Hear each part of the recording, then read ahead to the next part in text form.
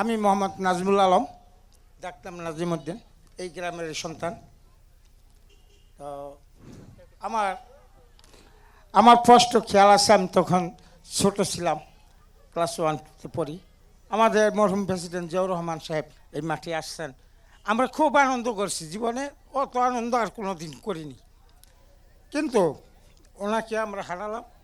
আমার দেশের গতিও কিছু খারাপ হলো। আবার যাই হোক, আমাদের প্রধানমন্ত্রী বেগম জিয়া দেশের হাল ধরেছেন। কিন্তু বিগত 17 বছরে আমাদের যে হাল ছিল, যেই হাল হয়েছে, যে সেটা স্মরণ হলে আমার কান্না আসে। আমি বলতাম যে আমার মৃত্যুর আগে কি কোনো দিন তাদের পতন দেখতে পারবো? আল্লাহ কবুল করছেন। তো যাই হোক, এখন আমাদের কৃষির যে অবস্থা, বিগত দিনে স্বাক্ষর নিছে কার্ডের নামে, কার্ড দিচ্ছে, পাবলিক কিছু পায় নাই। বলছে 10 টাকা দামের অ্যাকাউন্ট করছে, কিন্তু তার বিনিময়ে কিছু পায়নি।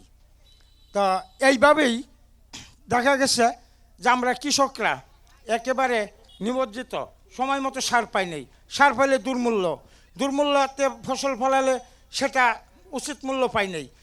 ধান বিক্রি হয় 40 কেজিতে মন, আমাদের বিক্রি করতে হয়েছে 45 কেজিতে মন। এই যে একটা দুরবস্থা, কৃষকদেরকে দেখভাল করার, তার স্বার্থে কথা বলার কাউকে আমরা পাই না।